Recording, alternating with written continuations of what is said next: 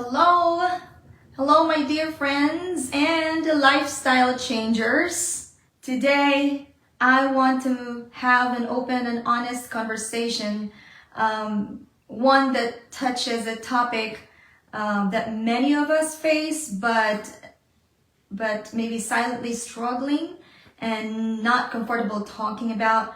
So today here in Lifestyle Changes MD, as I've said, I discuss topics of our health realities today that I strongly believe lifestyle medicine holds the key. You'd rather know if I would be able to impact something in your life through this lives, that would be for you to get this message. You'd rather know that something can be done than forever live in a victim mindset. Because that's the saddest thing that could ever happen to somebody who would succumb eventually to preventable health-related disease. Okay, so about a week or two ago, I posted in our group here in Lifestyle Changers MD a survey poll about asking you guys what are the topics that you'd like to learn more about and for you to want me to talk about. And obesity, I gave some options like obesity, diabetes, hypertension. Somebody added depression, and thank you for the person who added depression, because that option had garnered more votes over the course of a week. So thank you for being true, for adding that topic, depression. Many voted on this topic, I can assure you. So today, that's what I'm going to talk about. We're here to discuss depression. If you have depression, know that in this topic, in this video, my objective is for me to share with you guys how we in the clinical practice would go through assessing objectively somebody who's experiencing depression. So I will teach you how to assess if you have depression and the severity of your depression, and then know also what are the ways to thrive with depression. Although I cannot cover the entire span of treatment modalities and things that we can do to alleviate symptoms, but I'm going to try to cover at least the most important one today. Okay? So first, let me assure you that if you're dealing with depression, you're not alone. It's okay to feel overwhelmed, because that's part of life, and it's okay to seek help. Depression is more than just feeling sad. It's a complex and often misunderstood condition that can affect every aspect of our lives. But remember, there is hope and there are steps you can take to navigate through it. So first, let's go through the depression assessment or questionnaire. And I want you to assess yourself by going through, walking through what I'm going to go over in my whiteboard today. Assess yourself whether you have these symptoms, and there will be 10 questions in the questionnaire. We call it PHQ-9 questionnaire. There will be 10 questions, and it's very simple. You will just have to choose 1, 0, 1, 2, and 3. And that's going to be based off from how frequent you're experiencing these symptoms. And then later I'll tell you what to do with those numbers, okay? So go over with me as I walk you through these questions. You ready? So what I have here, obviously, is my whiteboard, and I wrote the PHQ 9 questions. There are 10. This questionnaire objectifies and assesses the degree of depression severity. So what I want you to do is, in every question, you rate yourself 0, 1, 2, 3. What are these numbers mean? 0 means not at all. This is how frequent you're experiencing your symptoms. 1 is several days, meaning in like 1 to 7 days. 2, if you're experiencing the symptoms more than half the days. And 3 is if you're experiencing the symptom nearly every day. Okay? So, first question, over the last 2 weeks, how often are you feeling or experiencing having little interest or pleasure in doing things? Little interest or pleasure in doing things in the last 2 weeks. Is it not at all? 0, several days, 1, more than half the days. This means about 7 to 11 days out of 2 weeks, or nearly every day. That's about, roughly 12 to 14 days in the last 2 weeks. Okay, write your answer. Number 2, in the last 2 weeks, how often do you feel down, depressed, and hopeless? Is it not at all, several days, more than half the days, or nearly every day? 0, 1, 2, 3. Okay, next question. In the last 2 weeks, how often do you have trouble falling asleep? Sorry, that's a double word. Falling or staying asleep or sleeping too much. How often does that happen? Is it not at all, several days, more than half the days, or nearly every day? Choose a number. 0, 1, 2, 3. Number 4, over the last 2 weeks, how often are you feeling tired or having little energy in doing things? Not at all, several days, more than half the days, or nearly every day. Okay? Number 5, over the last 2 weeks, how often are you experiencing or having poor appetite, or the opposite, overeating? Not at all, several days, more than half the days, or nearly every day. Okay, move on to 6. Over the last 2 weeks, how often are you feeling bad about yourself?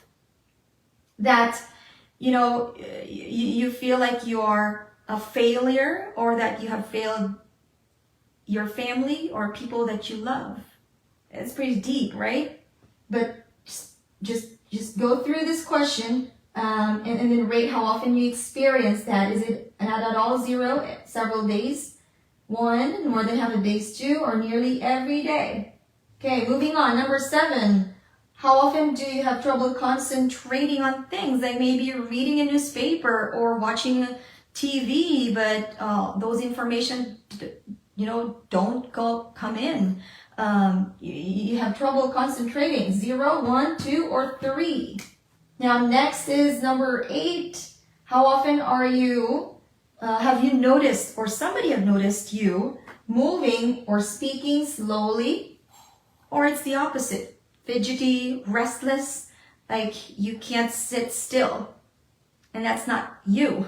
How often do you feel that? 0, 1, 2, or 3. Number 9. How often do you have thoughts of hurting yourself? How often do you have that thought?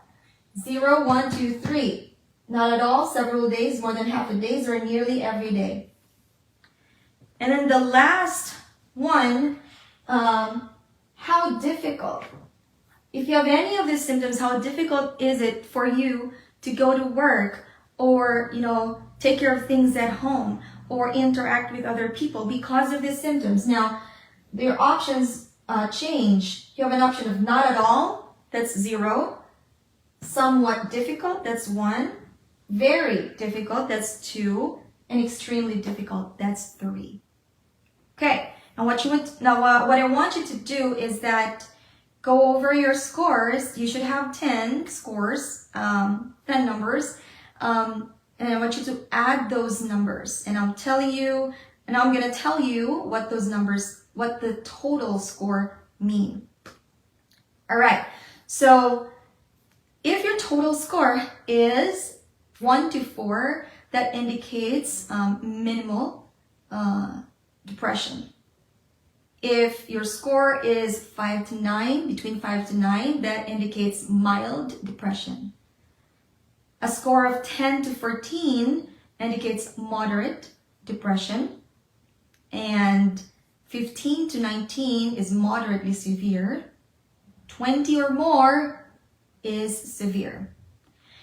Now, if you have a score, 4 and above, what I would recommend strongly is that for you to consult a medical professional and go over this with physician, so that you will be clear with these questions. And sometimes you may be experiencing depression at an early stage also. So the sooner you get help, the better. Now let's start understanding what depression is. It's not, guys, I want you to understand that it is not a sign of weakness. If you have any of these symptoms, it's not a sign of weakness, but a legitimate medical condition. Legitimate medical condition. It can stem from various factors: chemical imbalances, genetics, life events, and many more. And of those factors, it's very important to dig into the root cause of those factors. But again, if you are experiencing signs and symptoms of depression, it doesn't mean you are weak. It is important to recognize the signs: persistent sadness, loss of interest in activities. Like, for example, you may like going ballroom dancing, and you swore before that unless your legs give in and you can't walk or dance anymore, it will never happen that you will stop dancing. But for some reason, out of the blue, you lost that interest. That is a significant symptom. Okay? If you or someone is experiencing these symptoms, seeking professional help is very crucial. Again, as I've mentioned, verify your results with your medical doctor. Now, speaking of help, let's talk about the importance of reaching out. Please, it's not a sign of defeat. It's not something you and I or anybody should be ashamed to do. Instead, seeking help when you have depression symptoms is a sign of strength. You should be proud. Do you know why? Because contrary to social stigma and cultural beliefs, seeking help is a sign of control. It's an expression of self-love. I don't know how else to, say this, but truly, seeking help when you have depression symptoms is an expression of self-love. And how can it be an expression of self-love? You might ask. Put it in the chat if you want to ask the question, but I'm going to answer that anyway. When you are depressed, it can take you on a downward spiral with your health, consuming everything you have from inside, alienating you from people you love, especially yourself. When you acknowledge that you need help, you believe that you cannot allow depression to defeat you without putting up a good fight. Seeking support from family, friends, and mental health professionals can make a significant difference on our journey. Patricia Campana, she is a psychotherapist. She said we also need to recognize the signs of depression in our loved ones. That's so true. Thank you. Thank you for sharing your insight about this. If there are times when you feel hesitant to seek help, think of it this way, in this context. If you experience toothache, what do? You go to a dentist, right? Without a second to waste, you rush to a dental clinic to relieve your pain. What about if you have a fever? If you're having some sore throat or cough, nagging cough, you can't sleep. What do? You go see a doctor, right? Medical doctor, and have yourself evaluated. Depression is a medical condition. mental disease, but also a medical condition. But our attitude, even if it affected our mental state, our attitude, guys, please remember this. Our attitude and life preservation instinct must be the same as how we immediately take action for our dental or medical problem. Can we just at least agree on that? I've had a 17 plus years of combined experience as a medical doctor, a lifestyle medicine physician, and a health coach. But I never thought I would ever see myself treating depression and anxiety without medication. I was so used to this concept of just medication. Last year, 2022, I saw a 28-year-old gentleman, still young. He scheduled an appointment with me with a complaint of cough and cold symptoms. Easy, right? So after my assessment, I reassured him that it was just a viral infection and would spontaneously resolve in the coming days. But an hour later, he scheduled another appointment. This same person scheduled another appointment for the same complaint. And I told him the same thing. But here's the kicker. The next day, he scheduled another appointment with me for the same complaint.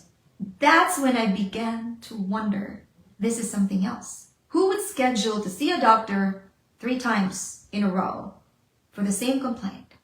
I did my assessment. For the 3rd time, I did my assessment, but this time the assessment was different. Anything related to the cough, not in that line. But I did an evaluation for anxiety and depression. And one of the forms that he, went through was this one, PHQ-9. And guess how much he scored? He scored 20. 20, which means severe depression. And he also scored so high in an anxiety scale, which indicated severe anxiety.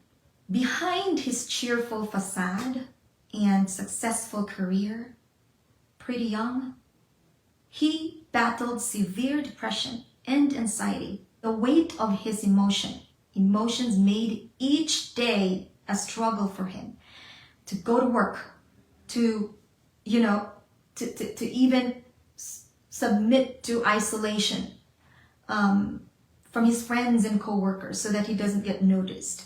He does not want to start on medication. When I saw him for the 3rd time, I told him frankly, hey, can't deny this. You are suffering more than just a cough and colds. You are sick. He didn't want to start on medication. He was willing to work with me and give therapy and counseling a try. His resilience, his journey was not easy. But his resilience and faith allowed him to navigate through the darkness of depression toward a path of healing and renewal. You know how bad his depression was? He told me, Dr. Hamis, frankly speaking, I don't like to feel this way. And if I can trade off this with cutting my leg and be an amputee and just get rid of this problem, I would do it in a heartbeat. That's how close he was. He weathered the storm and went through the process of healing. And I'm not saying that you do not need medication. Many people will need that. But medication alone will not help you get better, considering the long-term symptoms, and it will only get worse when another life event happens. Medication plus cognitive behavioral therapy or counseling is the best combination to treat this kind of condition. For those who have a loved one struggling with depression, your support is invaluable.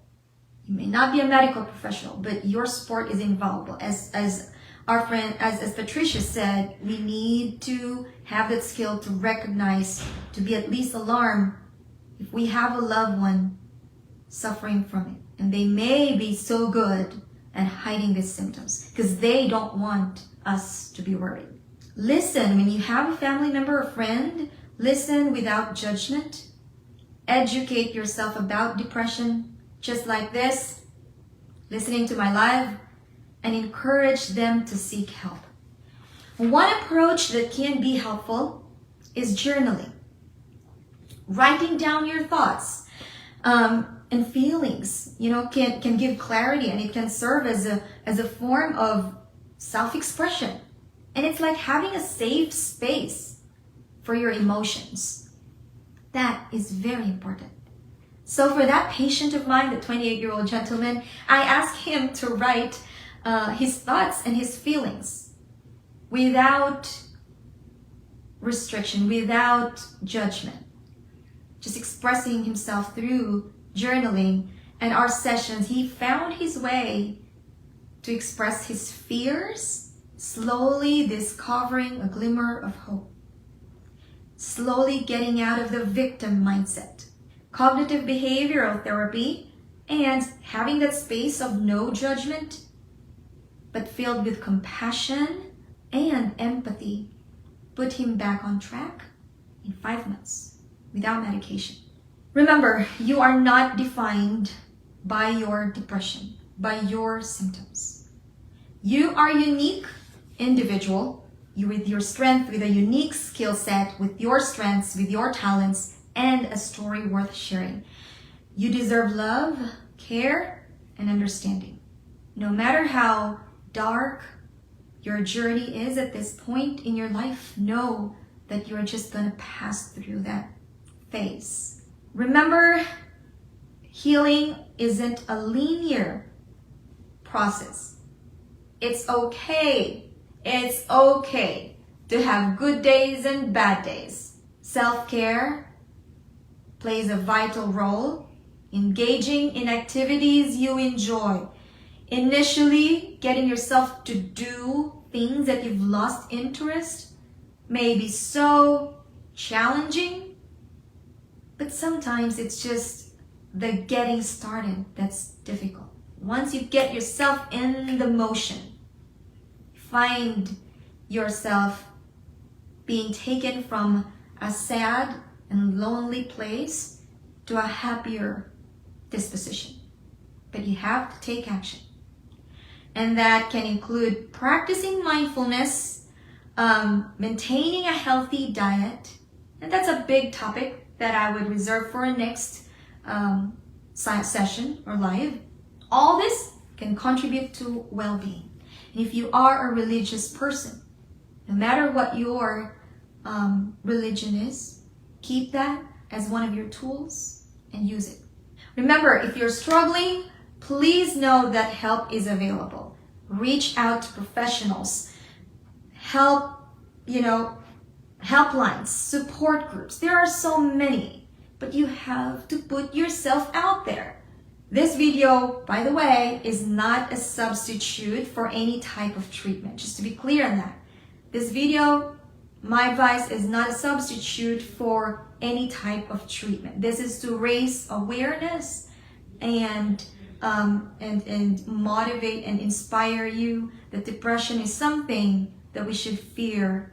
Depression is something that we can tame and control and put to rest so we can gain back the quality of life that we have and the quality of life of our loved one.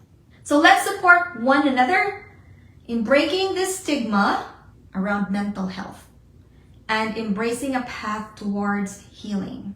You matter and your journey matters too. Depression does not choose any age, whether young, adult, or old people. We all are susceptible to it, but if we build a stronger defense against this, it cannot and it will not penetrate our lives. Make a change, lifestyle changers. Love you all. See you next week. Bye.